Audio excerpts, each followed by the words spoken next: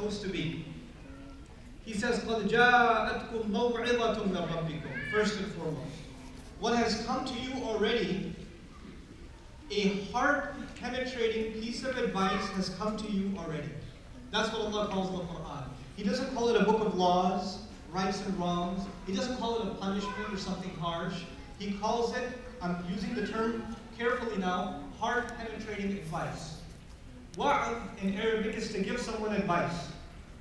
Advice that goes in is wa'ad. In other words, people give you advice all the time and you say, yeah, gotcha, thanks. All right, okay, I got you, I don't need to hear this again. Thank you very much.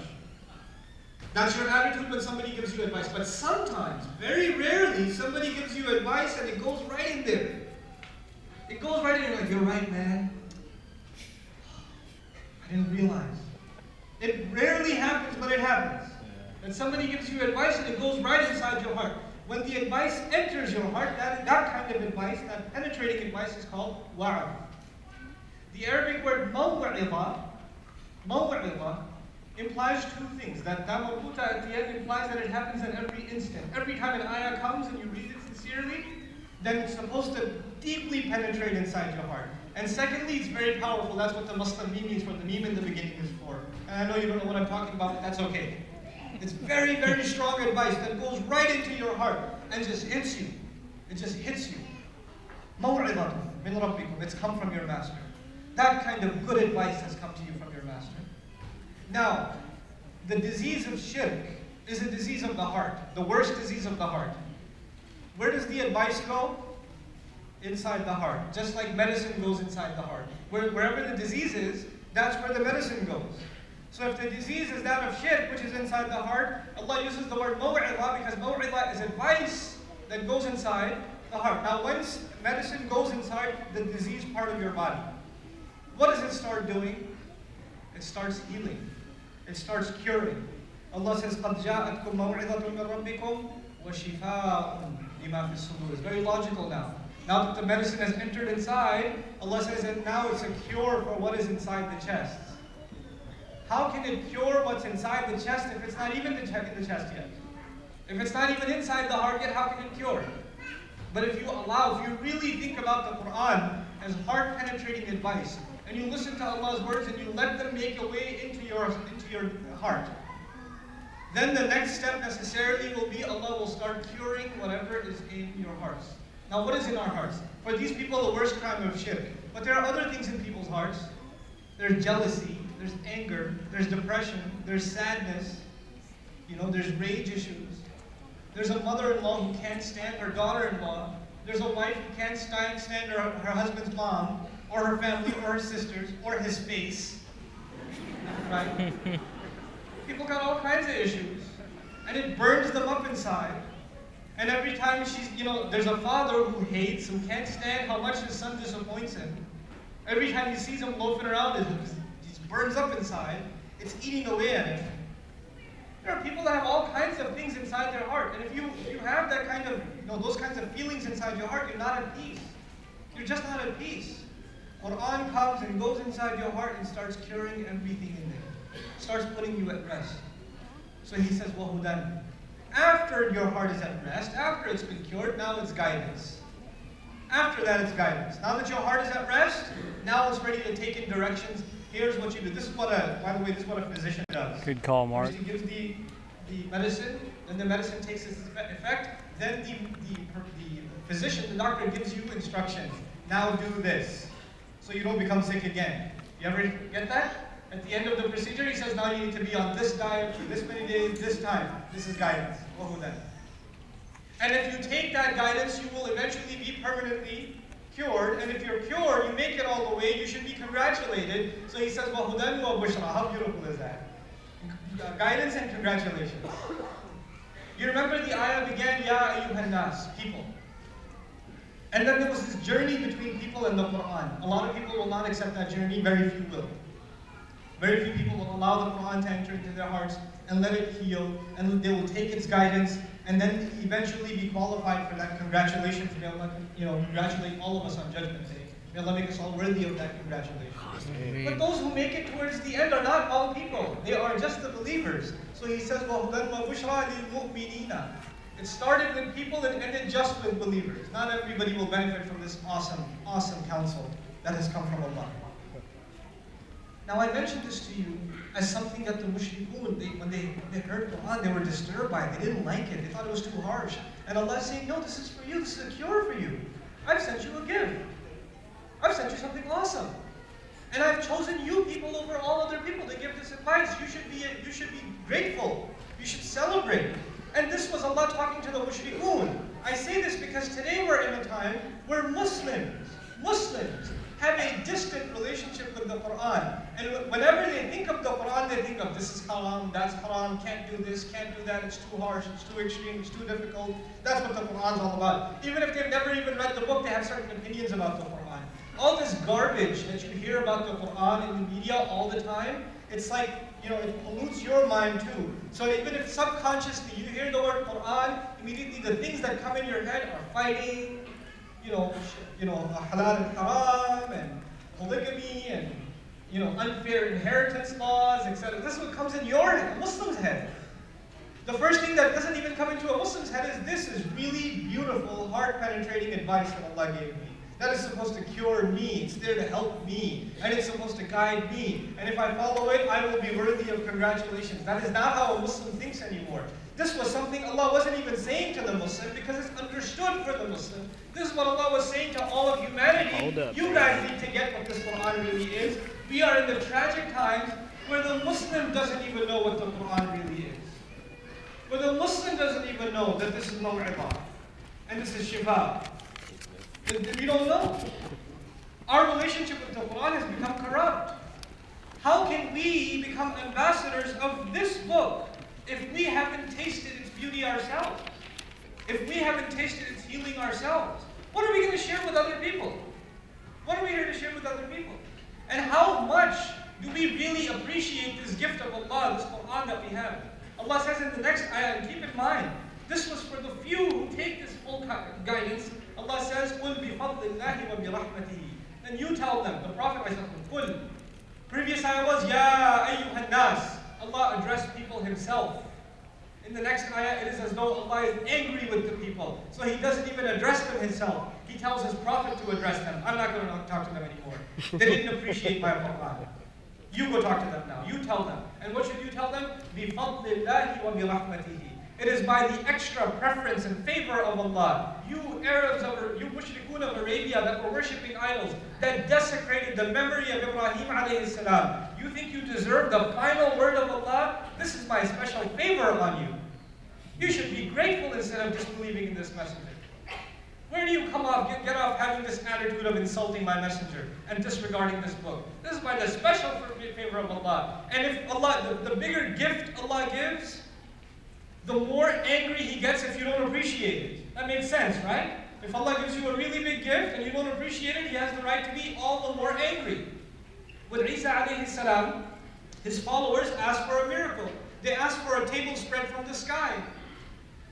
And Isa alayhi salam was terrified, like, oh, what are you asking for, guys? Ittaqullah. Why are you asking for a table spread from the sky? They said, oh, our hearts will become tranquil. We'll be satisfied that we're doing the right thing. We'll have real faith if we see it coming from Allah. So Allah says, fine, I'll send it on you. No problem, I'll send it to you. But watch this. If you're still ungrateful after this, if you still disbelieve after this, فَإِنِّي أُعَذِّبُهُ عَذَابًا لَا أُعَذِّبُهُ أَحَدًا مِنَ الْعَالَمِينَ. Then I will punish him with a punishment. I swear to it, no doubt about it, that I have never punished anyone with, ever, if they are ungrateful to my favor. Do you think the table spread from the sky is a bigger favor, or the Quran is a bigger favor? You think about that. You think about what's the bigger favor. And when someone's ungrateful to that favor, where do they stand? And the fact that Allah didn't obliterate, 10 years will go by and the Meccans will still be there, and Allah has not annihilated them. He has allowed them to survive all this time. That is a mercy of Allah, or no? It is. So He says, قُلْ بِفَضْلِ اللَّهِ وَبِرَحْمَتِهِ. It is by His mercy especially. It is not just a favor of Allah and a mercy to the believers. It's even a favor of Allah and a mercy to disbelievers who continue to disbelieve, and Allah still gives them an opportunity to listen to it. You better get your act together. I can appreciate that, it makes you appreciate Allah's mercy differently when you look at it from the point of view of a teacher. When I give a speech here, I'm not teaching, I'm just talking. I can speak to you for 25 minutes, I'll leave. There's no real interaction between us except for maybe a little bit of questions and answers. That's it. Or, some of you trying to embarrass your children, you bring your children up to me and say, brother, can you touch his head? He's really messed up. It's one of those things. Other than that, we don't really have an interaction. And, thank you for humiliating your teenage kids like that. It's I find it very enjoyable and entertaining. So please do that at the end of the program. Okay, so. But we don't really have a student-teacher kind of relationship. When you're sitting in a class, you're exhausting yourself trying to make a student understand something. You repeat it. You ask the student to repeat it. Then you repeat it again, and the student repeats it again. Then you say, did you understand? And he says, yes. And at the end of it all, he says, I don't get it. Does the teacher get upset or no? Okay. But my patient teacher says, you know what? No, let's start over again. Another 2 hours. I'll explain it to you all over again. And at the end of it, the student says, I don't get it. What are you talking about again? One of my favorite questions, I was in a conference. Myself and a friend were giving a speech, and QA came in.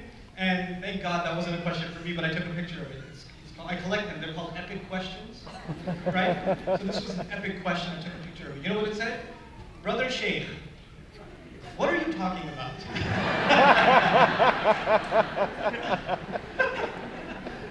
So good. But the teacher's patience will eventually run out.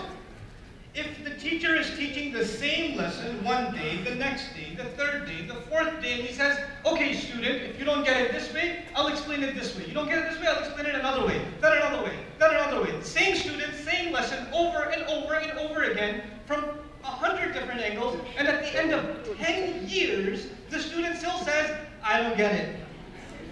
Does the teacher have a right to get angry? Allah continues to reveal Quran. The Meccan Quran is all about Iman. It's not hundreds of lessons. It's a core fundamental lesson. Accept Allah as master, accept yourself as slave.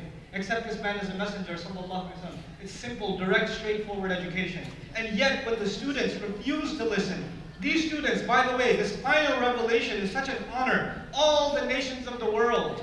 There's so many nations, so many people of the world that could have been chosen. Allah chose these people, and they don't appreciate it. That is a favor of Allah that He didn't destroy you.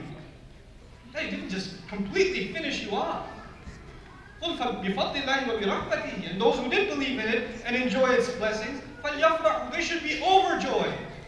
Those who come to appreciate, they should be so happy that Allah chose us for His final message. Allah made you and me now come to us, not just the Arabs. You and me, members of the Ummah of the final messenger, sallallahu alayhi wasallam. He made us Ahlul Quran. He made us people of the Quran. That's a huge honor. We should be overjoyed about that. We should be overexcited about that.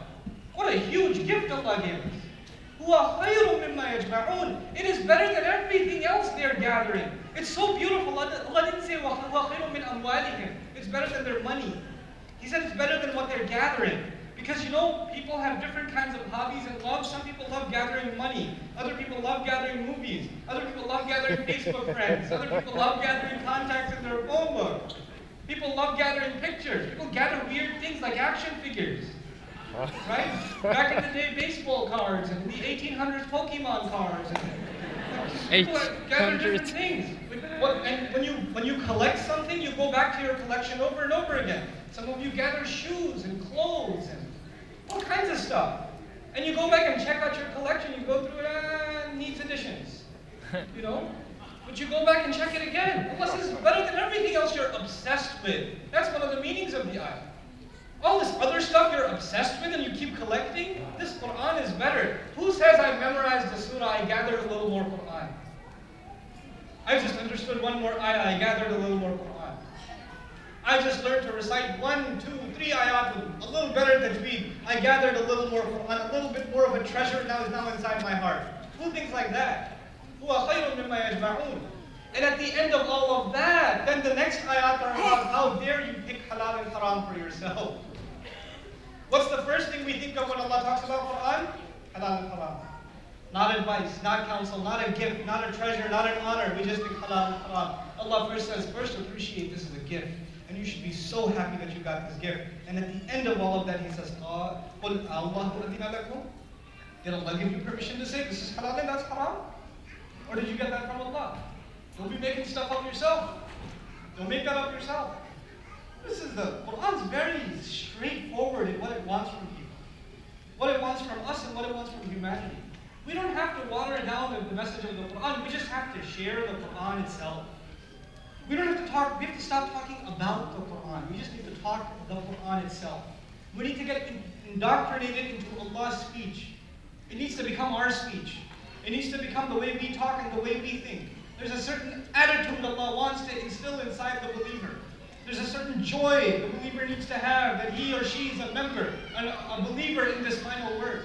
There's a joy that we need to have. And when we have that, wallahi, sharing this message, you can't even help yourself to share it. You can't even help yourself. You know when there's some really good news you have, you don't keep it to yourself. Secrets. When you got 100 on your test, that's not even a huge news, it's a small news. You got 100 on a test, you can't keep your mouth shut. You know what I got? Exactly. You can't keep it to yourself. Somebody's about to get married, you got the good news. Ooh. I won't say a word, but I'll text you. When someone appreciates the joy, when they really enjoy, taste what an amazing gift Allah has given, then just out of that joy you will want to share with others. Look at this beautiful treasure Allah has given me, and the more I share it with others, it just increases me too, instead of taking it away from me. I want you to appreciate what I've come to appreciate. I want you to enjoy what I've come to enjoy. I want you to have the happiness that Allah has given me because of this book. This is the Quran speaking. This is the Quran introducing itself. There are so many trying to introduce the Quran to us. The Quran. He said it. and Sharia laws that are so, anti-Western and anti-democratic and anti-humanitarian. This is other people speaking on behalf of Allah's book. يُكَذِّبُونَ بِآيَاتِ اللَّهِ. They are lying against the ayat of Allah. They're making lies against the ayat of Allah. Allah dealt with this issue already in the Quran. It's our job to let the Quran speak. The Quran won't speak itself. Allah gave this job to an ummah. He gave this job to a messenger to deliver, sallallahu alayhi wa sallam. And this messenger turned around and basically looked at all of our ancestors and said, بَلِّغُوا عَنِّي وَلَوْ آيَةً فَلْيُبَلِّغِ الشَّاهِدُ الْغَائِبُ. The one who's here better get it to someone who's not here. Get across on my behalf, even if it's one ayah.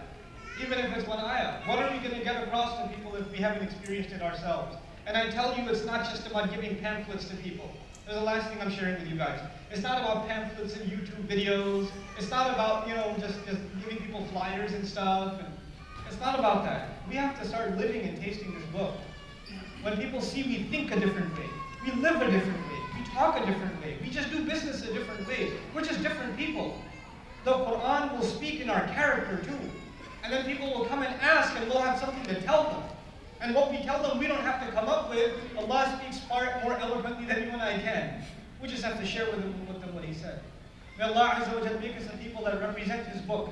May Allah Azza wa Jalla make us a people that this book will be a case in our favor on Judgment Day, and not a case against us on Judgment Day. May Allah protect us from being of those against whom the Prophet complains on Judgment Day when he says, وَقَالَ الرَّسُولُ يَا رَبِّ إِنَّ قَوْمِ اتَّخَذُوا هَذَا الْقُرْآنَ مَهْجُورًا. When the messenger says on that day, my master, this nation of mine, they abandoned the Quran, they left it abandoned. May Allah not make us from the people that the messenger complains about like that. May Allah make us all qualified for the correct shafa'ah of the messenger. That's the last thing I wanted to share with you, right? False shafa'ah and correct shafa'ah. It's a good thing I remembered, because that needs to be clarified. The false shafa'ah is you should feel safe. You should feel safe. The messenger or whoever's in between will take care of your problems.